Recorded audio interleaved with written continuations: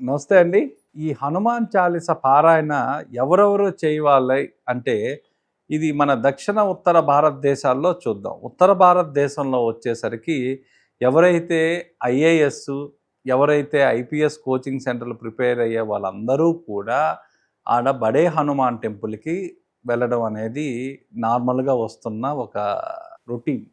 అదేవిధంగా మన దక్షిణాదిన చూసే పనైతే ఎవరన్నా జాబ్ ఫియర్, ఇందాక చెప్పాను కదండి, మన మనసులో ఉన్న భయాలు, అనుమానాలు, ఆందోళనలు, మానసిక రుగ్మతలు పోగొట్టి మనకు ధైర్యాన్ని ఇచ్చే వ్యక్తి ఎవరన్నా ఉన్నారు అంటే హనుమంతుల వారే. ఇప్పుడు ప్రజెంట్గా ఇది ప్రతి ఒక్కరూ కూడా, భారతదేశం అంతా కూడా అండి, చాలామంది పాటిస్తున్న సాంప్రదాయం ప్రక్రియ ఏదన్నా ఉంది అంటే మెయిన్గా ఈ ఐటీ జాబ్ వాళ్ళు. వీళ్ళకున్న ఆ జాబ్ ఫియర్ పోగొట్టి మళ్ళీ దాన్ని ఒక శక్తిగా మార్చి ఇచ్చే పఠనం ఏదన్నా ఉంది అంటే, నిత్యపారాయణ ఏదన్నా ఉంది అంటే ఒక హనుమాన్ చాలీస పారాయణే. కాబట్టి ఈ జాబ్ భయాలు, ఆ తర్వాత ఆందోళనలు, కన్ఫ్యూజన్సు, డెసిషన్ మేకింగ్‌లో క్లారిటీ, ఇవన్నీ మీకు ఇచ్చేవాళ్ళు ఎవరన్నా ఉన్నారు అంటే సాక్షాత్ హనుమంతుల వారే.